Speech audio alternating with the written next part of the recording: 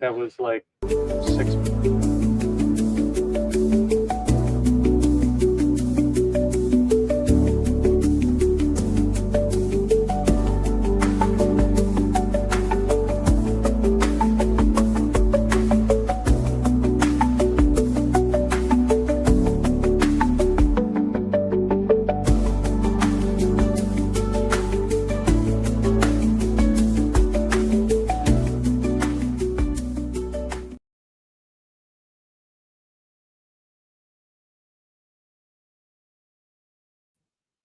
Hi. And if you're seeing just one person's chest, I'm very sorry. That's all Dakota's fault. Yes, it is. He forgot to remove stuff. There we are. Howdy, everybody. Welcome to 3 on 5th today. My name is Chad. We got Dakota, and today we have Steve Kennan, yeah. Cannon. Yeah. Not Buchanan, but Regular Cannon. Yeah. Not a howitzer. Like Brennan, but with a K. Kennan. Cannon, not Cannon. There you go. Cannon. so Kennan. Close. Yeah. Okay. Steve, tell us a little bit about yourself. Introduce your... Yeah, so I was born and raised for a while in California until I was 18. I joined the Navy and stayed mostly in California for my career, even though I joined to see the world. But a few deployments and a trip to Bahrain later, I retired after 20, and then about a year ago, moved to Alaska, and shortly after got a job here at Fifth Avenue. Quite a young age to retire at 20. Jeez. At the crisp young age but of 40. Yep. And now you're working at the shop too, so it's Yep. Fantastic for us. You've been pretty great for the shop. But while we're talking about the shop, let's see what we're smoking. Dakota. I'm having the West Tampa Circle of Life, and I was just looking it up. So I did my initial impression without knowing what the fuck this was. Ecuadorian Habano Oscuro wrapper, which basically means a shade-grown Habano wrapper, and then Sumatra binder, definitely taste that, and then just generic Nicaraguan, Condega, Estelian, Jalapa region, so basically the Trinity fillers, and some Dominican Corojo 99. They would own, that's a very expensive leaf, so I'm sure there's like a single shred of that in there. I mean, it's an expensive cigar, though. It is an expensive cigar. So let's see here. Well, while you're looking that up. Well, oak, spicy oak, earth, coffee beans, anise, barnyard, dry straw, and cocoa nibs. So I definitely got like a bitter, very harsh, very bitter white pepper right off the bat that immediately toned down after the initial light, and it became a little bit more enjoyable. Definitely bitter chocolate coming through, black coffee, and then I wouldn't say oakiness. I'd go more towards cedar, but that's probably how it's aged. But it doesn't have a lot going for it. It's got a mild kind of like heat to the background, like pepper, just indeterminate heat, and those other flavors. So far, I mean, it's pretty good. It did crack when I opened it, but that might be traveling and humidification issues. But Well, I mean, not humidification, is traveling issues. traveling. But Good to go, though. I mean, pretty tasty. it's pretty tasty. I normally don't like Corojo 99, and I don't like Sumatra binders. So the fact that I enjoyed it before reading that means that it's probably pretty good. Steve, what do you got?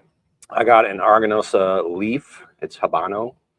So it's got an Ecuadorian wrapper with a Nicaraguan binder and filler. It's got a bit of a spicy bite in the draw with some heavy notes of cedar to it as well. There's some notes of cocoa that it says it's got. I can't quite taste it. It's probably going to be down in the middle. Yeah, it's like nugget. You got to work your way through the surface. Okay. Yeah, it's in the substrate. And I've had one before, and after about the first third, it's definitely got a creamy sweetness to it. Oh. Yeah, and it's really good. So yeah, after about that first inch off the burn, it starts to get really nice. Nice. So, well, I, for one, got a brand new one from West Tampa. They just started shipping them out recently, released at the PCA this last month. I didn't even go by their booth. I should have. Yeah, you dick. That would actually be one of the cigar companies I'd want to go talk to. Why didn't you? Because I was Sorry, super West focused. Tampa. We got some jabroni over here. I posted on our Insta about the Chef Rick line and how they recently came out. Put the whole news thing on there. So, can't believe you. I actually am pissed at myself. I forgot about them until I saw them on the shelf and you mentioned it. I was like, oh fuck, I could have gone and talked to the owner. He's supposed to be really cool. So West Tampa's Chef Rick, kind of their inspiration or their cookbook series inspired line. Like they got the devil crab, they got the boliche, whatever you said it was, boliche Boulevard. Boliche Boulevard. Boliche Boulevard. Bullshit Boulevard. Yes, dyslexic me will read it that way. But yeah, so it's I mean, it's a medium to full bodied. Definitely get the earth. Got a little bit of cedar, a little bit of spice, roasted nuts, minimal, but still in there, and natural sweetness. I'm assuming the natural sweetness will come here in a second, but not getting it right now. Not bad. You know, they got the Ecuadorian Sumatra binder. They got some Nicaraguan fillers and the Habano wrapper, Habano 2000 specifically by this website's description. I'm not gonna dog on this one yet at all. This is, I mean, even with the spice up front and all those notes up front, it's not offensive. Nothing's overpowering one or the other. It's not pushing like a full cedar or something like that. It's pretty good.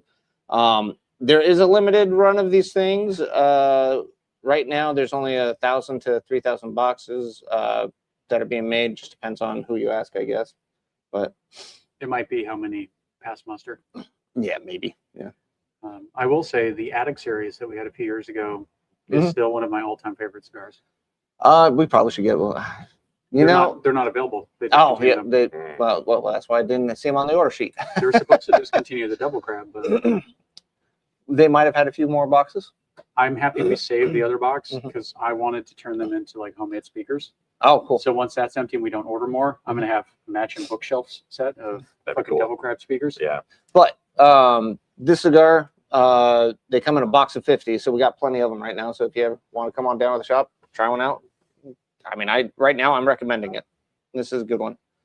So, well, Steve, how's the summer been kicking off for you? You're new to Alaska-ish now. Yeah. Been here 1 year. I need to get like a Shock Shock DJ soundboard so I can be like, anecdote time. I don't know. I'm not really, I don't get out much, but I went to the Bay Shack down by the little bridges over. It's like between here and Government Hill. You went to the Bay Shack down by the bay? Bait Shack. Oh, yeah. Okay.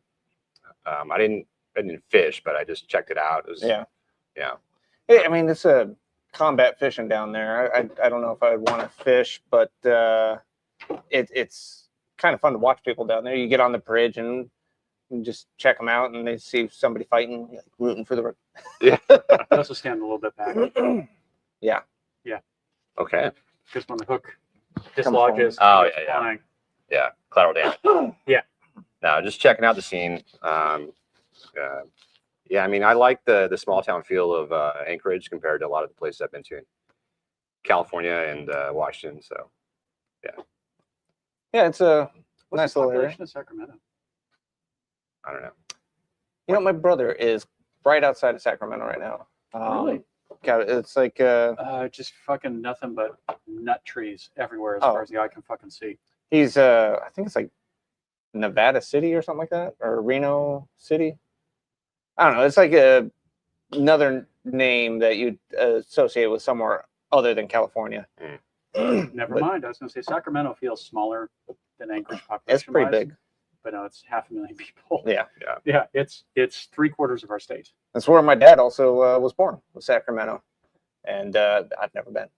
You did manage to wash the California off pretty well. No, maybe he was born in Colorado and grew up in Sacramento.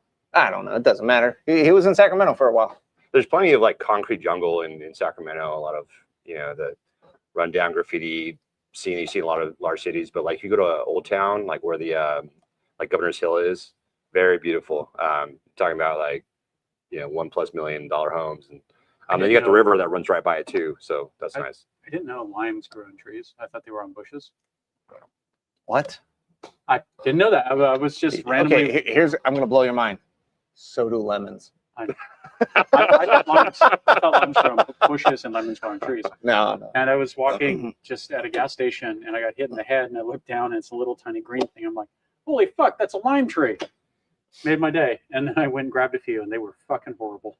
So one of the things I get a lot when I'm in the States is something I'm about to do to you, which freaking it bugs the shit out of me when people do it to me. So it's fun for me to do to you. Okay. Hey, you're from Sacramento. Do you know Derek Arnold? He was a guy I knew back in the Marine Corps.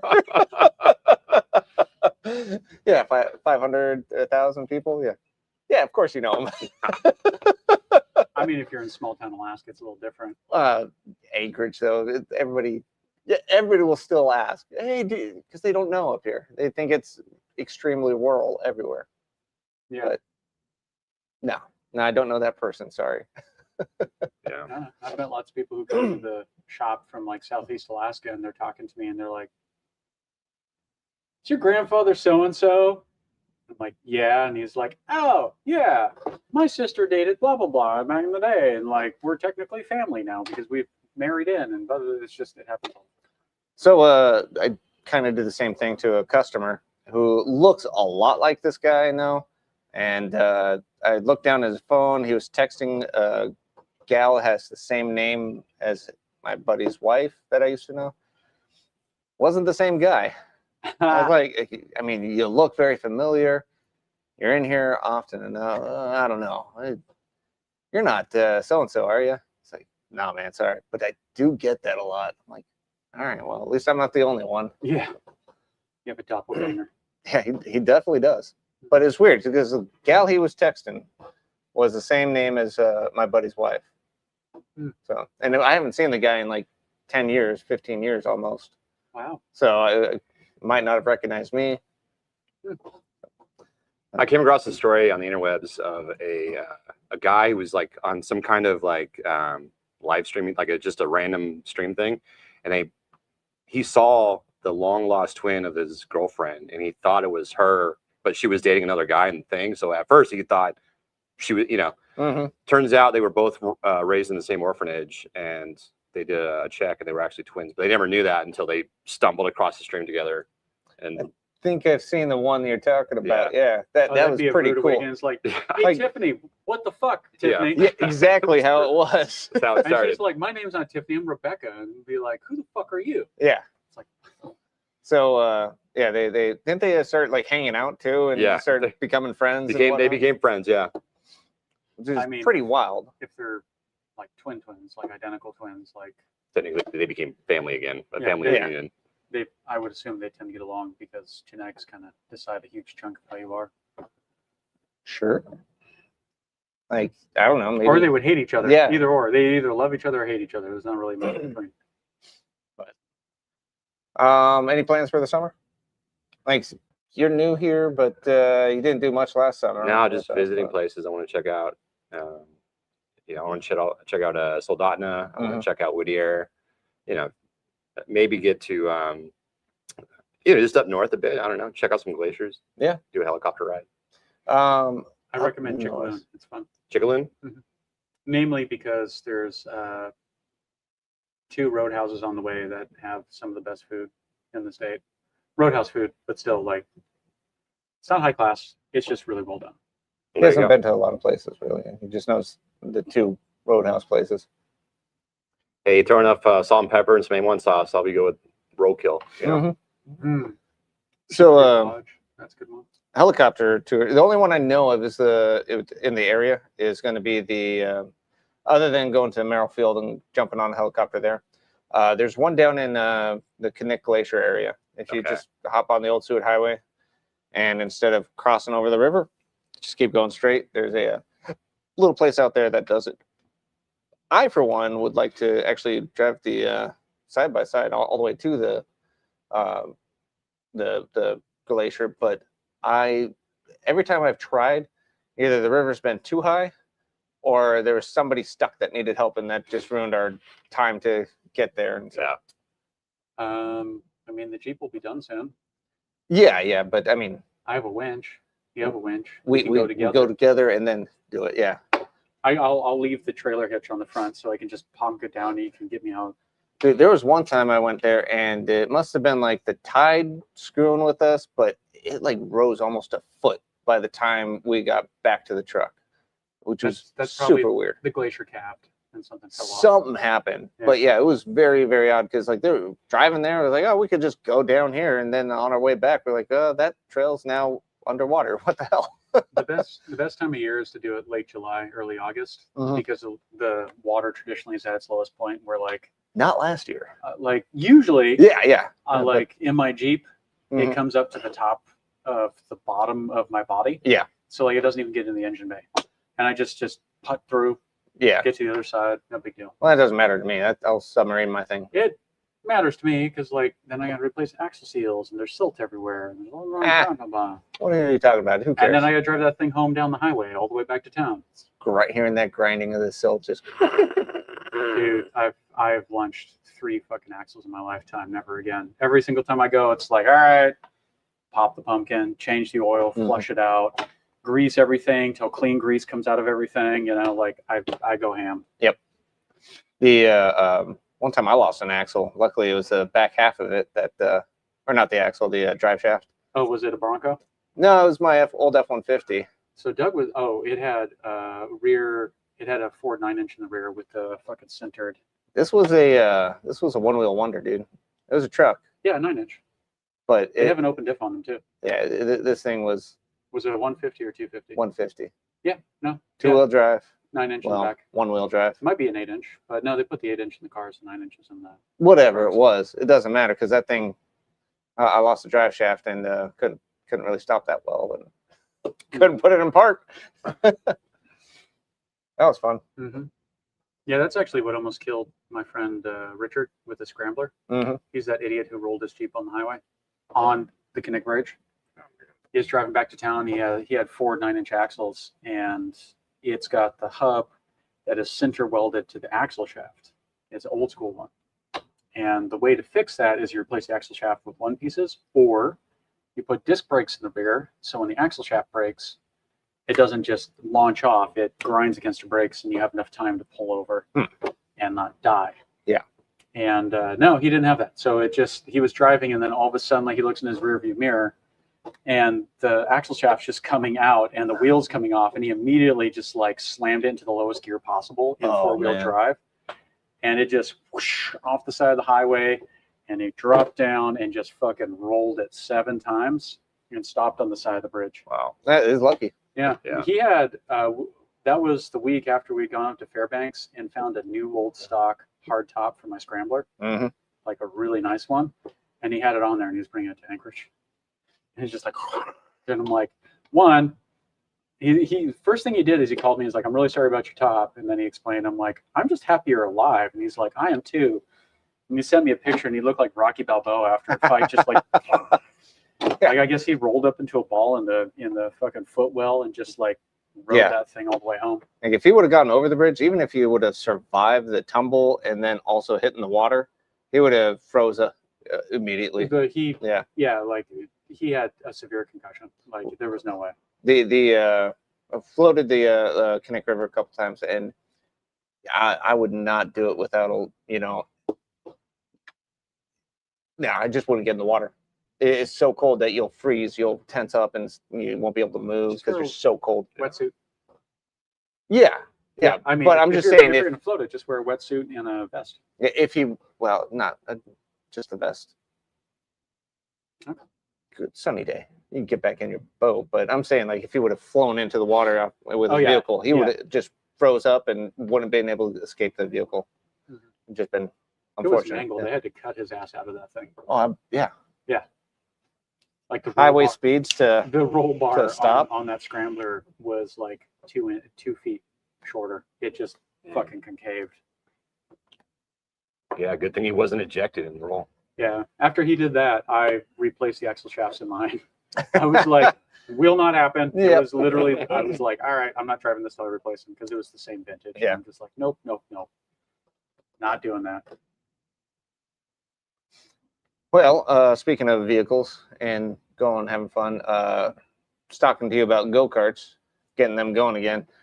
Man, yeah, I'm 4th of July weekend. excited. Well, I'm gonna do it here soon. I don't think I'll be going to the car launch again, but I yeah. don't want to go to Kennan during 4th of July. There's gonna be so Oh, many no. stray bullets. There's well, they don't go to Connect to do that anymore.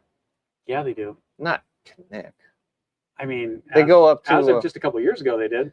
well, they got the Mod Road range. I know, but people It's so much easier to people go still up there. go out there and do like tire fires and shit, Mhm.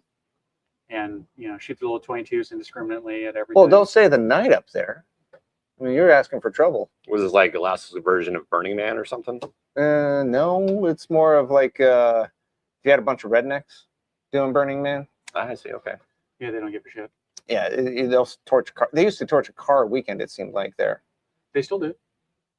They just don't get caught. Just don't leave your vehicle unattended. Okay. Honestly, if you have a car that's like fucked, but you have full coverage on it, I would totally not park it out there. And then come back 3 days later. Yeah. They probably got a stipulation in Alaska insurance policies. Yeah. If it's parked at It's out on the butte, which everyone refers to as the butt. Yeah. Yeah.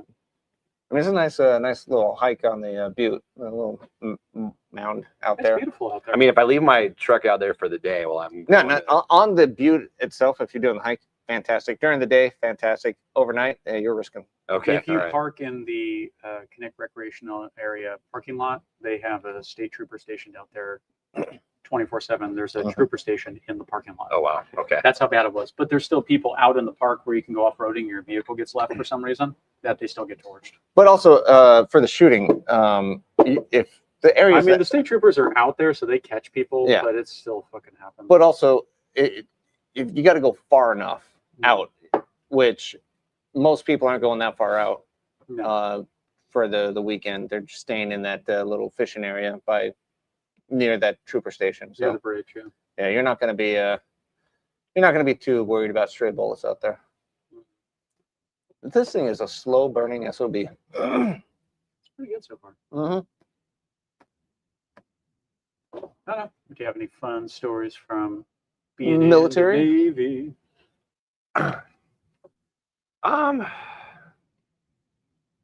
Yes. I mean, visiting FOBs out in Kuwait. Forward operating bases. It was like a training campsite, and the camp commandant was like this 23-year-old sergeant that I don't know why they give him the responsibility of being the camp commandant, but Because by the time he was done, he looked like he was 47. yeah. Well, they age differently in the Yeah. Supreme Court. No, yeah, they caught a couple of they caught like a tarantula, and a camel spider was out there, and they Put him in a pit. they put them in a cardboard box and yeah, watched them battle it out. Mm-hmm. So Camel spider. camel spider. Those Yep, things are yeah. fucking horrifying. They're terrible. What they'll do, so they have these big, like meat hook pincers, and they'll dig into your flesh and they'll inject. So the initial bite is they inject like a numbing agent. They'll come back and they'll just start gnawing on your flesh and just make a snack out of it. So yeah, not pleasant. I'd like to see those in person. The whole time I was over there, didn't get to see one little battle, but it was fun being over there. We did some pretty messed up things. We are told to get rid of our unexpended ordnance, as in ammunition, and we need to turn it in. But somebody had det cord, and they didn't want to be like, hey, we still got this det cord to turn in. Let's go ahead and use it instead. So what did they do? Just tossed it in a fire pit. Oh my god. And we heard this big old explosion, and all of a sudden, whole camp is on lockdown. We're like, what the hell is going on? We're getting attacked. And no, it's just freaking, it's like Alpha Company being dumb. So stupid. But yeah, they tossed ammunition in there, freaking AKs that they weren't supposed to bring back, which apparently they could have, but our freaking company commander or our battalion commander was like, no, you guys are not able to do all that shit. And we get on the plane with a bunch of grunts, and they're all, yeah, I got myself all this stuff. Like, son of a bitch. Yeah, I had a couple friends come back. They were allowed to bring him back if they took the bolt out. Mm-hmm. Yeah. And I was like, It's that kind of stuff that I mean, the bolt's the only thing that makes it full auto. So you take the bolt out and get a Americanized bolt. It's fine. Yeah, well, we I don't know weren't how you allowed to fucking take register anything back at all. Yeah. No trinkets or anything. I had to smuggle my little You didn't smuggle it. paperweights. Oh, I You mailed smuggled it. I put the these little clay paperweights. They're about the size of these coasters, and I sat there and I was like, "This is dumb. If I get in trouble for this, then fine, whatever." I put it in my vehicle's ventilation system, and then when I got back, I lucked out and got my same vehicle and popped open the vents, and there they were. I was like, "Cool! I could have totally taken back a couple other cool things, knives and other stuff. A couple kilos, you know. Yeah. Yeah. Some hash and whatnot. Yeah, some hash. But yeah, that was our command was a bunch of dicks back then. So when I was in we call it C school, we're doing some like expeditionary training in the woods with our weapons and land nav and all that stuff. I got tagged to go help clean another like training battalion's Matches. Yeah. Weapons. I don't remember why. I think it was late to something, so it was just a form of punishment. So I go, and I don't know any of these guys, right? And I don't even know these assholes. right, I just like they're like, hey, you're gonna go, because when you the training battalion that you're with or the training company, like they are all in the same barracks, and you eat together, you march, you do the things together. So I didn't know these other guys. And I was just totally nervous because their training NCO was like in a particular bad mood, yelling at everybody, and so I was like, whatever, I'm just gonna do what I have to, keep my head down.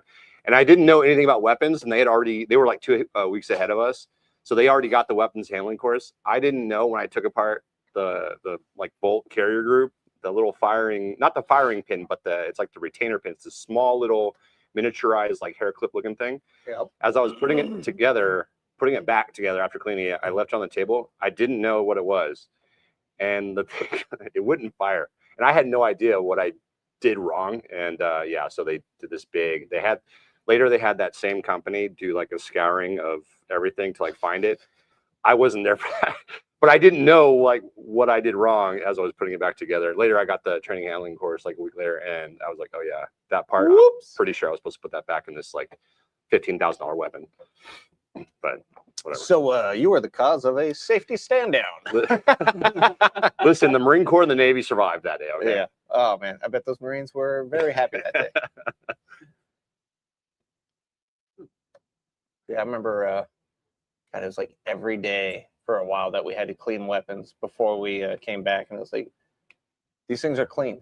It didn't rust. This is a dry as hell desert. There's no way these things got dirty because they've been stuck in the vehicles. Why are we cleaning again? Just take it out and clean it. All right, and pull them down and pretend like we're cleaning again. Didn't touch it, and then come back to get them inspected. Yeah, they're good. Okay, go back up there.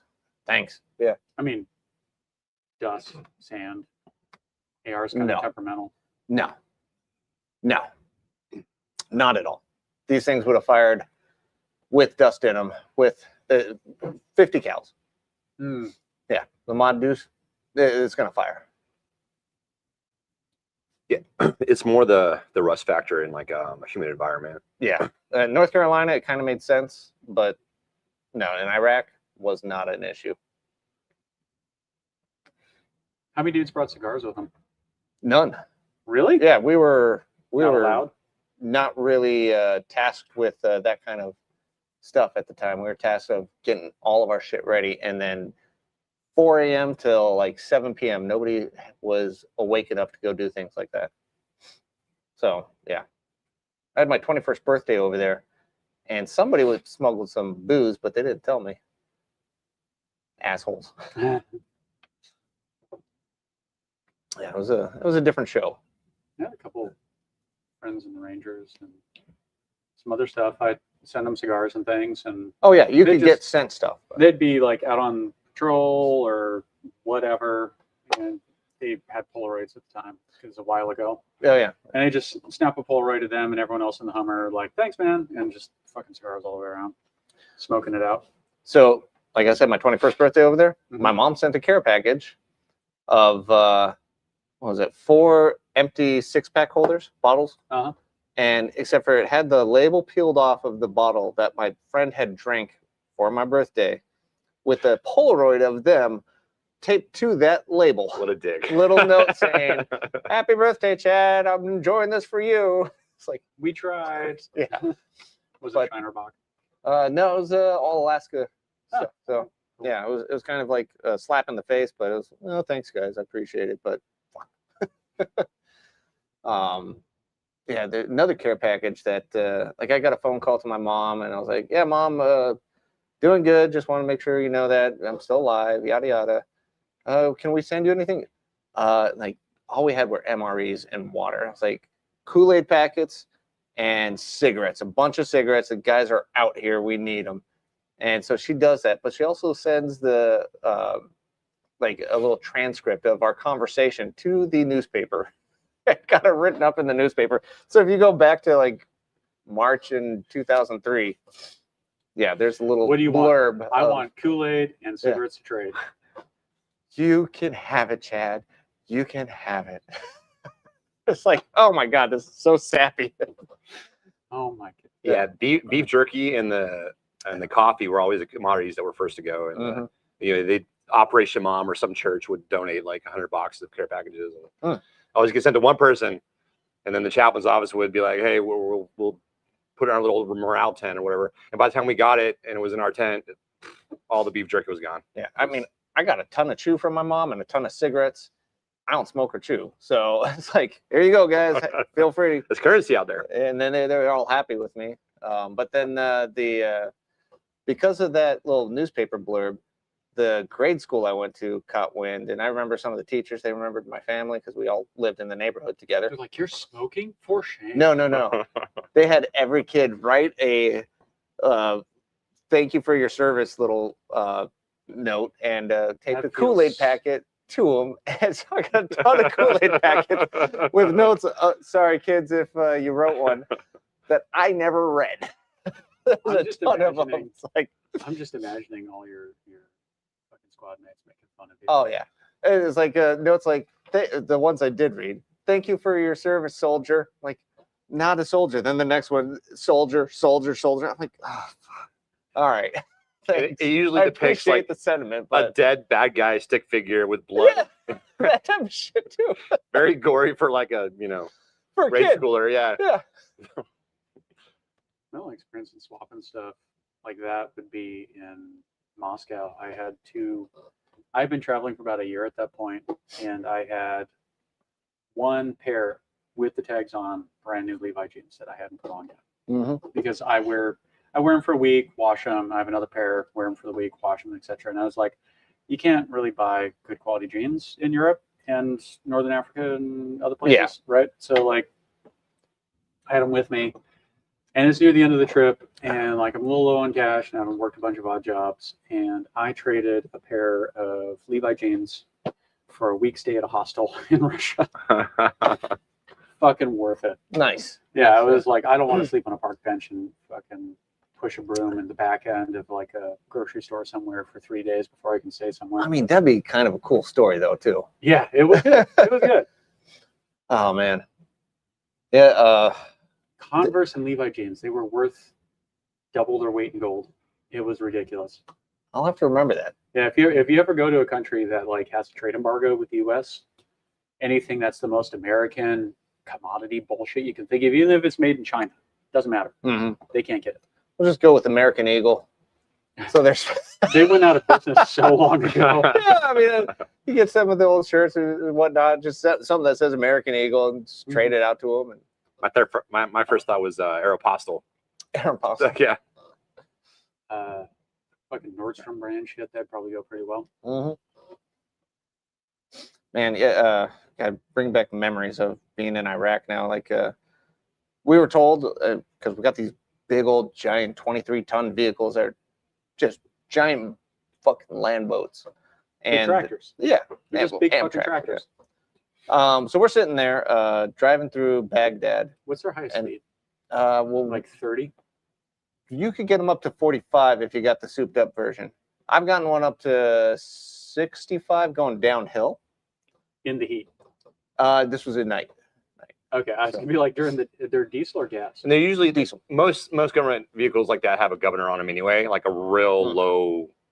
No governor on these things. Oh, really? Okay. Because you cannot get them going fast. It is Gotcha. very difficult. The ones we had in Iraq. Overheating the fucking engine. Yeah. The diesel, they want to run cold. The ones in Iraq we had, they were the like plainest version, non-souped up version of the Amtrak, and this thing goes about 27 to 32 miles an hour if you're really got a good one. But so we're sitting there though. So the tanks would leave you in the dust. Yeah. We'd sit, and then they would run out of fuel, and you'd catch up and refuel them, and then they would take off. I think they got better fuel economy than ours. Seriously? Yeah, we get to is that 2 miles a gallon? Is that not a concern when they build this shit? It It has to be now, but like back in the day, 2 miles to the gallon for ours. my understanding is they developed all that shit to fight the Russians in Europe, where it was like getting there fast was more paramount than fuel economy, and you just fall back and blow shit up as you retreat. Well, you got this big old log train behind you that holds ammo and food and fuel. And so you don't outpace your log train, which we did in Iraq. And so we had to wait for them a couple times because when we got too far, enemy would come in from the sides and separate us from our log train. And basically we'd have to fight in between. But I mean, that was miles and miles in between us. You guys eventually learned to slow down. No, we pushed as hard as we could for some stupid reason, but we'd have to wait for fuel to catch up every once in a while. It was a weird situation. But in Baghdad, we'd sit there and we're in these big old freaking monstrous tanks. And we'd sit there and we're told, don't let anybody come up to the vehicle. You are authorized to shoot anybody that is run up to your vehicle. They're most likely an enemy. But when you have the whole town of Baghdad to come and greet you and cheer you on, you're like, what do I do? Do I get my rifle out and start shooting, or what? Everybody's cheering and happy, and they're banging on the side of the vehicle, like, yay! And we're like, what do I do? Just start rolling forward slowly, though. Don't move out of the way. They were really happy with us, though. It was pretty cool. And then all of a sudden, I'm happy you got to experience that before the later. The funny thing is that in the Marine Corps there are superstitions, like you don't eat apricots on a vehicle. There's bad karma there. You don't eat the charms. That's also another bad karma thing. Your vehicle will break if you have that stuff on your vehicle. Lucky Charms? No, Charms candies. Oh. It's a little like a lifesaver kind of thing. The Valentine's Day candy? No, they come on a bracelet. Oh, okay. No, they come in a packet, like the lifesavers. They're like a little thing, but they're squares. I've had those. Yeah, you don't eat those. You don't have them on your vehicle. Still even fucking make those? So, I haven't seen them in years. We throw them out to the kids and whatnot because they used to roll them up in like cellophane as a necklace. I don't know. Yeah. But so we'd sit there and we throw them out to the kids, which we're like, get away from our vehicle, throw them out that way, and they go running. But then they come back. Oh, give us more and more and more. Like shit. What do we do? Don't feed the elves. Yeah. Like number one. Yeah. So don't shoot them because they're all civilians. And I'm looking at the balconies, making sure nobody has a rifle, but everybody's just still packed up real close. I'm like, well, I guess I'm dead if somebody decides to do something. But yeah, it was a weird experience seeing that. It sounds like the most stressful day of your life. It was awesome and stressful all at the same time. Yeah, but yeah, it was kind of weird being in Baghdad like that, pushing cars out of the way with your vehicle because they wouldn't move. I was gonna say I think it's one of the oldest continuously inhabited cities in the entire world. Sure. If I remember correctly, it sure looks like it's one of the oldest. Damascus, Jerusalem, and Baghdad, I think, are three of the oldest cities in civilization. Yeah, they got some of the modern kind of buildings with modern materials, and they got the mud buildings. It's very freaking weird. What about you? You went over there? Yeah, I was there in 07, 08. Yeah, like most of the heavy kinetic stuff died down about a deployment before we got out there. And there was a lot of like these third country nationals. We just call them TCNs. They would work like the shops, third country contractors. Yeah, from like Northern Africa, places in Africa. Yeah, South Africa. Yeah. And so they would come to the morale tent, right, which was part of like the shop that I worked at, and because I worked in the chapel, but we always had the morale tent next to the chaplain's office. We kind of took on that, but we would have them come in and they would like kind of take handfuls of stuff, and we'd later see them selling that stuff in their shops. So a lot of like the the Goodwill packages from like Bleeding Heart Moms, with toilet paper and like hotel soaps, they were selling that. Yeah. Back to the military guys too, weren't they? Did you guys ever rub shoulders with the Royal Marines? No, I don't think we did. We had some British guys we were there with, but we never really got to interact with them. Okay. But I've got a couple friends. One was an officer and one was enlisted, and they still are both some of the most courteous yet menacing people I've ever met in my life. They still have last time I checked, beer vending machines on their ships. Yes, they do. They don't have them on American ships anymore because Americans out at sea don't know how to handle their liquor. Nope. And they'll get in trouble. And I mean, up to the late 70s, they still gave them a single, I think it was essentially like 3 shots of rum every day to mix with the water. well, after this question, I will get to Midstick because I'm finally down there. But wasn't it recently that like a Navy ship docked at Singapore and they ran Singapore out of alcohol? All of Singapore, it was like you couldn't buy alcohol anymore because the Marines on that ship went out and bought every little bit. It must have been an aircraft Every carrier. job. I'm thinking number of people, aircraft carrier. So- Size of a small No, town. not really very many Marines on an aircraft carrier, but you get a transport troop, one of the transport ships.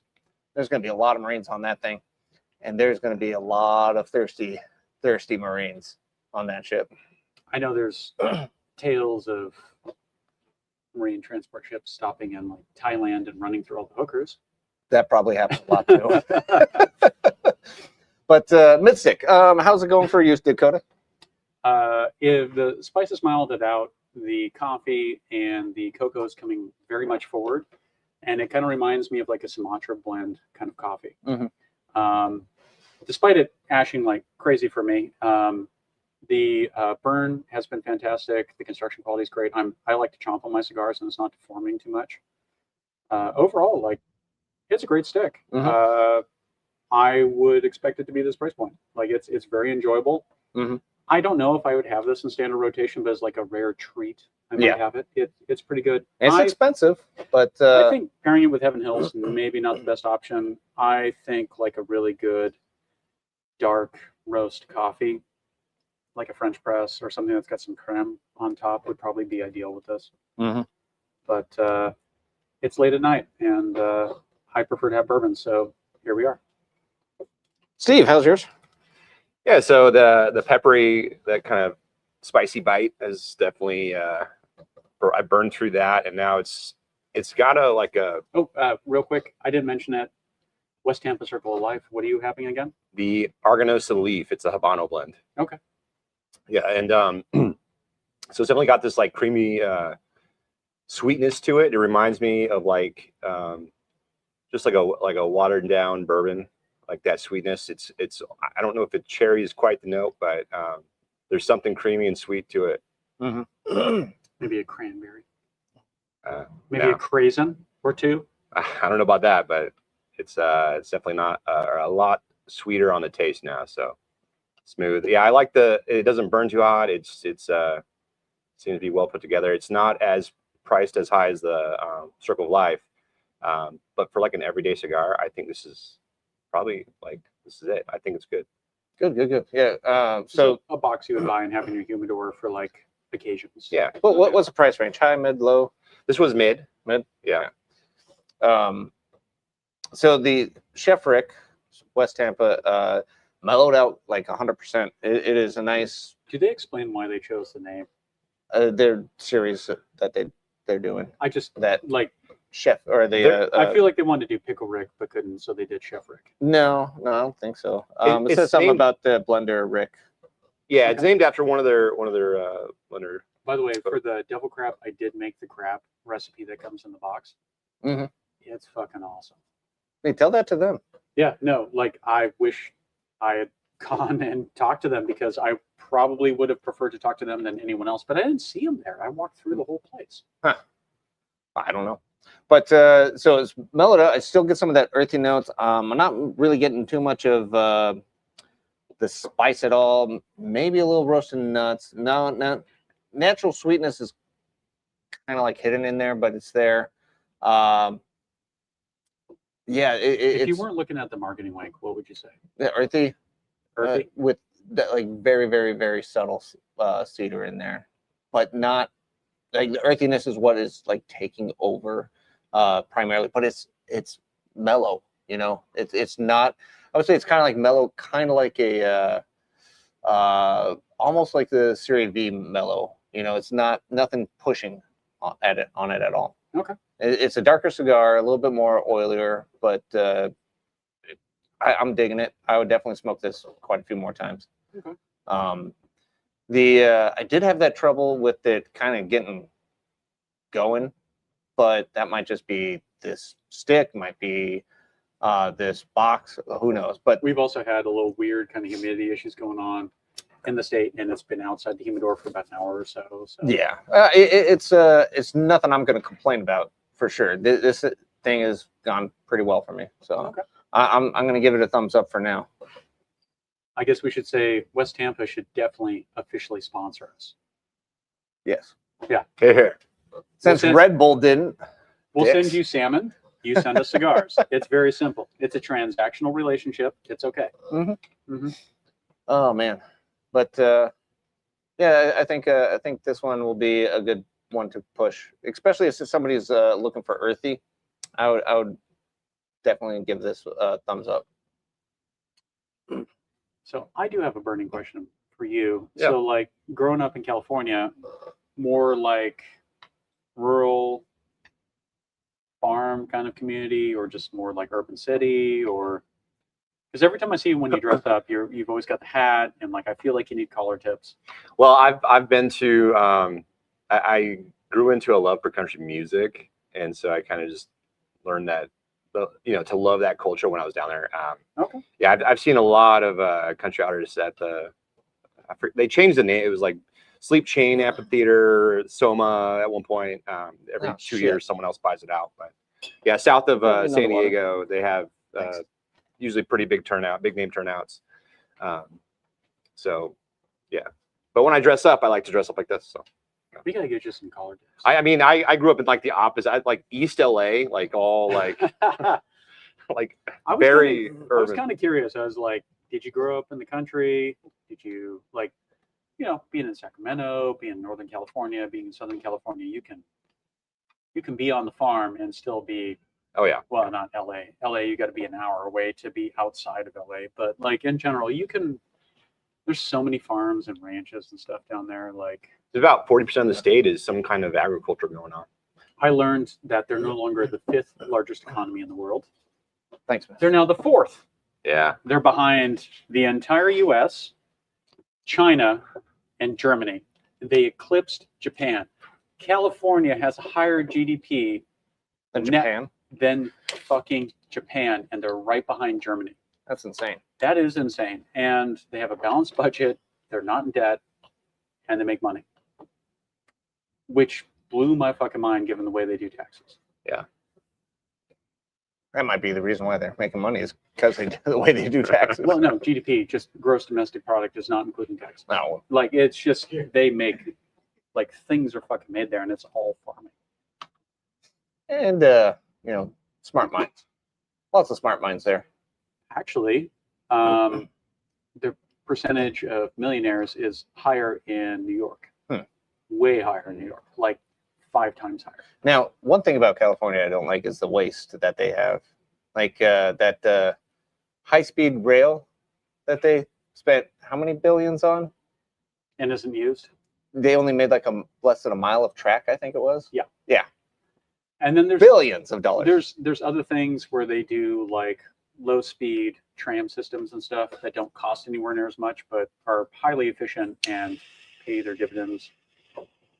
So Yeah, they I do would- these weird halo projects. They get the headlines, and then they do the everyday projects, and they don't get headlines, but they work well. But billions I know. on a mile of track or so. I It's like- mean, high-speed rail, I think, would revolutionize a lot of the U.S., but we're just so fucking big. And Billions every of state dollars. has different laws.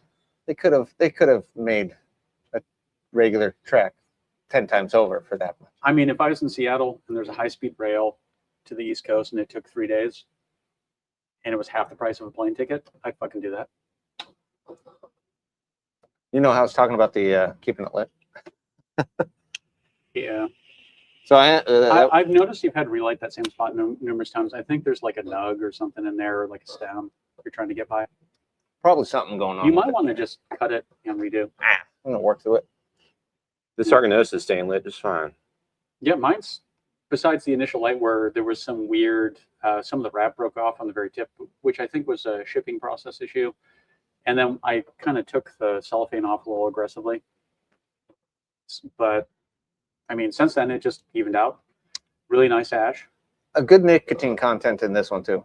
Uh-huh. By the way, it's giving me a little bit of the shakes. My hands are shaking a little Yeah. bit. Yeah. So not too often do I get that feeling anymore from a cigar, but this one's sure giving it to me.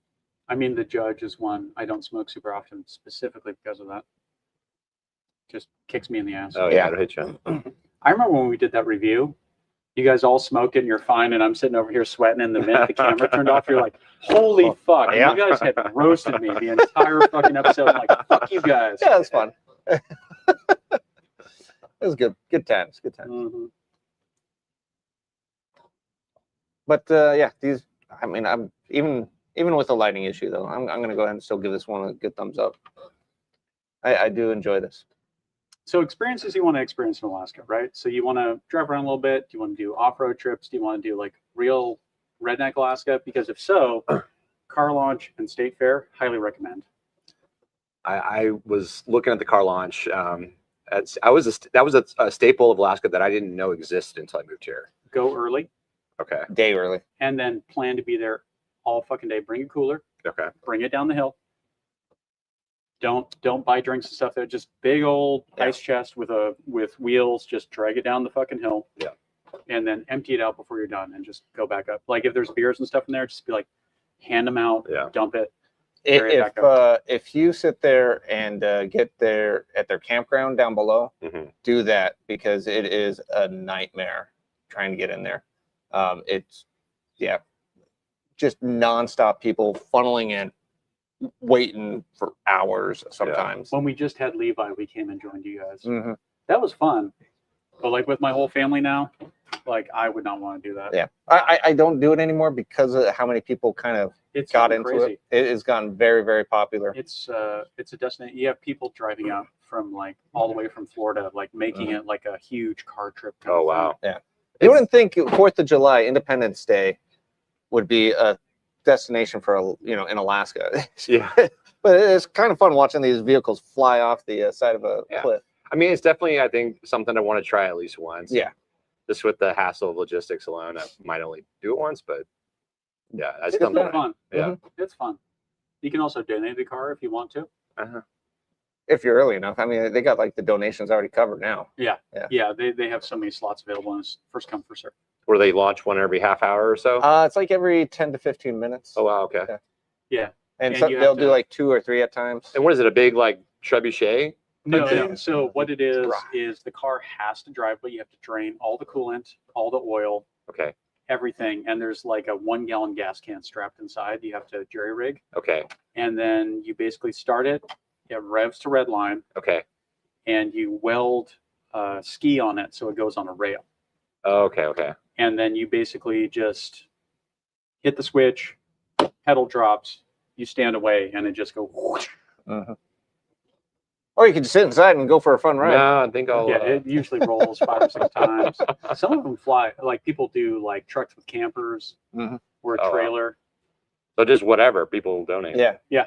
But you're the one who's responsible for making it happen. So like you have to like weld the rail on there and everything else. Like they give you specifications to a certain point. You can I come out and gotcha. look at it. You looked into it then. I did. Yeah, Want to get rid of the Jeep. Roadkill from Motor Trend was out there several years ago, and that was the one year I'd gone every year, and that was the one year I didn't go. And then I went with you the year afterwards. Mhm. And it's like, fuck, I want to meet these guys. I want to see this. Would have been super fun. It made it that, like, once they did that, it got put on the map, and it got super fucking busy. You got a one of the little pop-up things that we had at the Tequila and Taco event. Bring one of those, or just take one from the shop because it gets hot. The sun beats down on you. Okay. But I mean, you drive by like a couple cattle ranches on your way out there, a dairy farm or two. Like you look out into the valley and you're like, there's like 4,000 head of cattle out there. What the fuck's going on? You're right next to Matsu Glacier also, which is a beautiful site. You can see it from down on the ground out there. Okay. It's a good time. Yeah. I'm not gonna dog it. I just can't go again because it's. I mean, I could go again for sure, but it's an ordeal. Yeah, that's for sure. It's the fun factor with a group of people and kids. Yeah, maybe not, but like as a single individual, just want to go experience it and have a good time. Couple of friends. Yeah, totally worth it. Go early. Like we're talking like be there an hour before they open. Leaving town at 9 a.m. is probably too late. Yeah, I would probably leave at 8. Okay. It gets packed, man. It's stupid. It's fun, but the amount of people is stupid for how much space they got. You want to find your space, set up, and just chill. Yeah. And there's tons of food trucks and little carnival things going on out there. Right on. We're coming up to the end of the hour. Any more hits on your cigars you guys want to talk about? Coming down to the end of it. West Tampa Circle of Life. Enjoyed it. It's starting to have the spice profile kind of kick back up, so that white pepper's kind of coming back in. But overall, it was a really enjoyable cigar. Again, not necessarily my bag, but I might have a few of these in there for that weird kind of oddball, feeling I get every once in a while. Retro Hail? Okay, I'll do it. You're gonna watch me cry. Yep.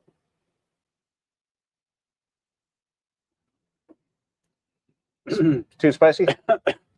Yep. Okay. Yeah, there's that white pepper. I generally don't do that with Sumatra ribs. Yep. Steve, how's it going with yours? How's your retro hell? I don't know. He's gonna do it too. All right. It's a peppery for sure.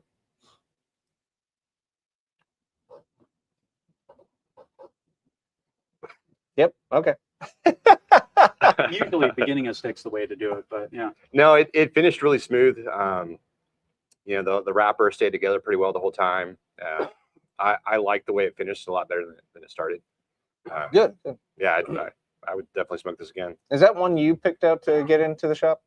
I'm not sure if I was, but I know it just kind of magically was there one day. I don't know if I put it in the cart or if Lori or you or. I think Lori may have. I don't remember choosing this one particularly, but it's now on my radar. Arganosa leaf. I mean, we're trying weird shit, and then we'll track sales over a given amount of time and be like, oh, got one.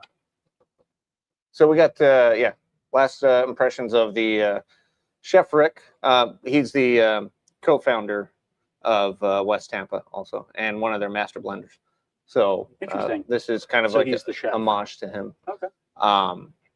But yeah, it's the Retro Hail, definitely a lot of pepperiness to it. That spice comes out in it. I still get a little bit of that earth. I don't know if it's tarry or if it's just that earthiness I'm getting in it. But I mean, the fact you've had to relight it so many times, it's probably tar buildup. Yeah. So I'm not going to give it any sort of negative marks on that because it might be me. I had ashed it, which ashing it seems to make it hotter. Make it hotter, but also kind of makes it go out. It seems like. So interesting. I'm going to leave the ash, let it fall when it wants to fall, but still pretty good. Retro Hail does get a lot of that spice pepper notes right in the nostril. Most of their stuff tends to have like a little bit of like white pepper in the background. Great cigars, though. This one is definitely a thumbs up all the way. I mean, for me, the Attic series and the Devil Crab are two of my favorite cigars. I mean, on the movie scale that we had, not a Fifth Element, but No, Definitely. nothing eclipses that. Yeah, this is still a fantastic cigar. I'd probably give it if you like the movie, like I do, the Tango and Cash. This is definitely a Tango and Cash. I'd give this Commando. Not an everyday watch, but every once in a while you would kind of want that trash. Go watch it again just for a good time. Yeah, for a good time. And like it's an occasional Can't thing. watch it every day, but you can Yeah. watch it every once in a Occasional, while. it's good. Yeah. The mood has to strike you. Mhm. And that's this cigar for me. And like it just has to strike you and it just hits. Mhm. Anna, what about you? Mr. Well, Johnny on the spot. I would say that this is a regular NFL season game stick on a Sunday, for sure. Okay, so an Nice. everyday. Perfect. Yeah. All right, Perfect. cool. Yeah. Well, we're coming up to the last minute and no comments this stream, unfortunately. Yeah. Next time, guys, comment as much as you want. Tell us what we're assholes or we're liars or whatever. Doesn't matter to me. All right. We'll see you on the next we'll see you on the second Saturday of Next month. next month of July because we ain't gonna be here for 4th of July. Fuck off. I'm gonna go have a fun. nice day. Cheers.